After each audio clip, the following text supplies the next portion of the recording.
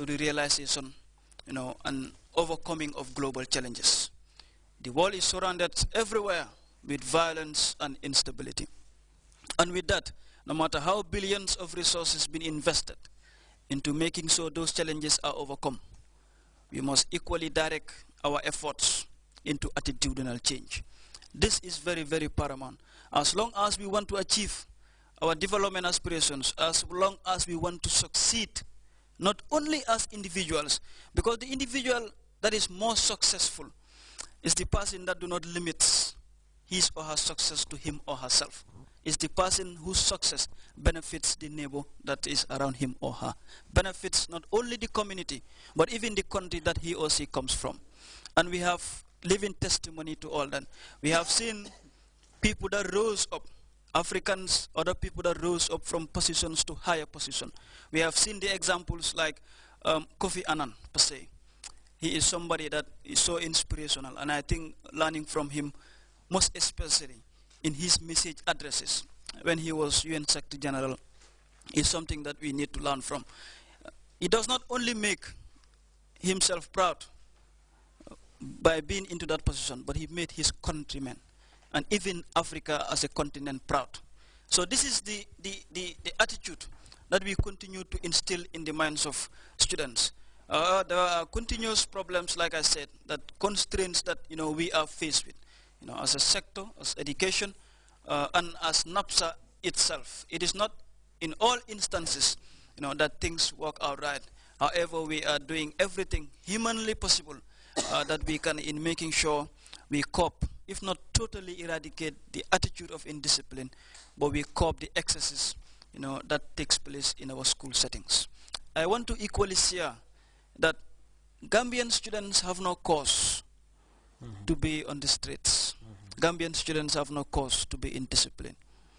I'm not saying that not because there are no problems in the education sector. Of course there are problems. There are problems, but there are problems that are not insurmountable. There are problems that can be overcome. We have seen a lot of interventions that are taking place at the level of the ministry. We have been always engaged with them in terms of dialogue. We have a minister who you can call at any time. As far as it is to the interest of the students and education, she is most welcome, to receive the call. We have a permanent secretary at the level of the ministry who are doing outstandingly well in making sure all the problems that the education sector is faced with, are all tackled. We know, as executives, members of NAPSA, we know there are problems that, cannot just come anyhow and be overcome. It takes a lot of time. It takes patience. And equally takes the participation of students themselves, because they are supposed to be the engines, of making sure those projects, priorities for them become true. There were days in which we faced with a lot of constraints as to mobility, most especially in the interior part of the country. But through dialogue with the ministry, there is this intervention of this card. There are cards being introduced into regions that will be able to take schools to students to and fro. So all these were problems that we have encountered, and there are challenges. There are solutions to making sure those problems are phased out in the system. Equally, a lot of interventions. The issue of the jollyphonics is there. All these interventions are there to making sure it enhances learning, teaching and learning in schools.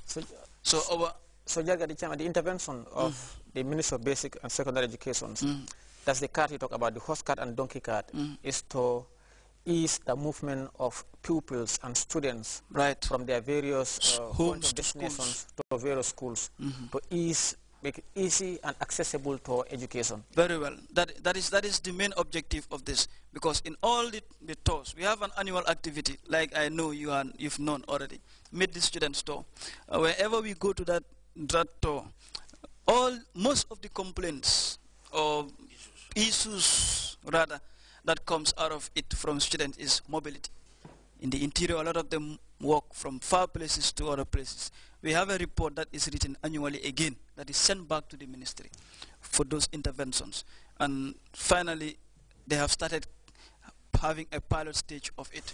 And I'm sure continuously as we go, we will be able to overcome most of those interventions. But also, Jarga, you touched on a very important point.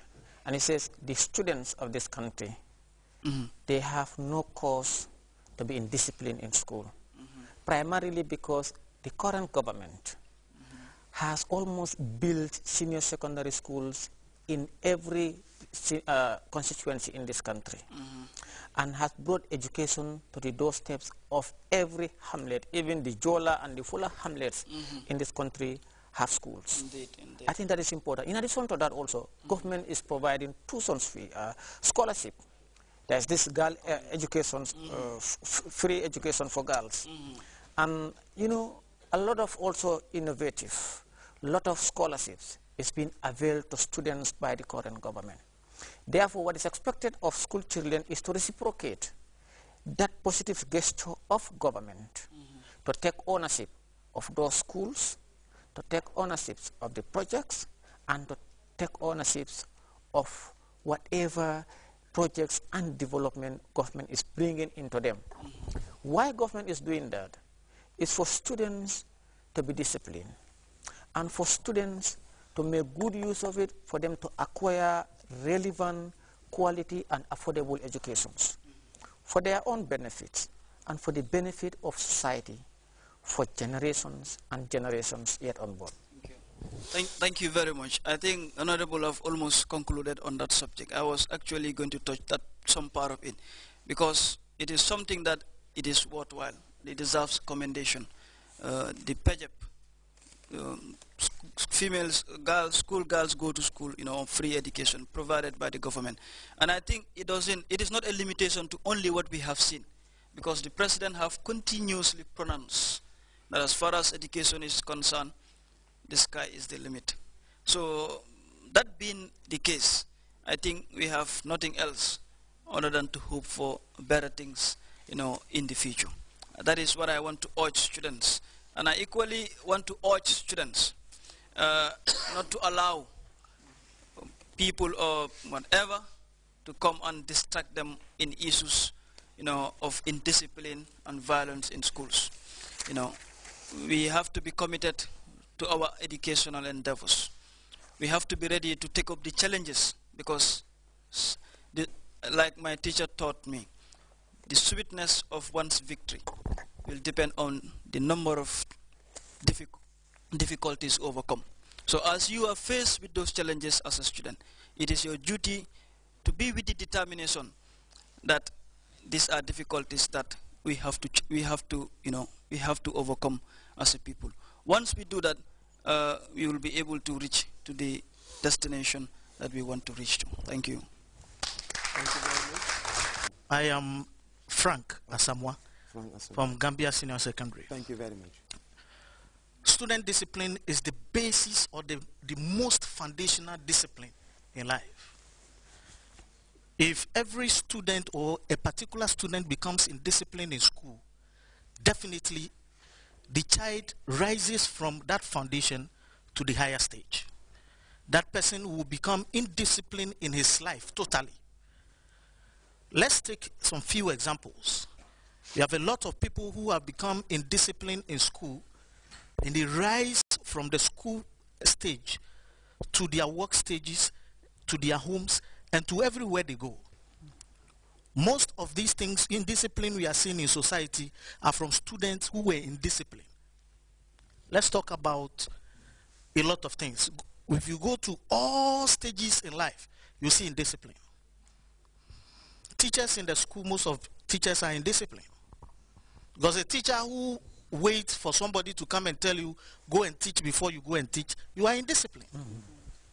A teacher who don't know what you have to do at the right time and the wrong time, you are indisciplined. And it's students who were indisciplined who grew to become teachers who are indisciplined. We have teachers who tell students, don't eat in the classroom, and they eat in litter staff room. Highly indisciplined. Let's move on. Let's go to the forces. We have a lot of policemen at the borders and other places taking money Who are they?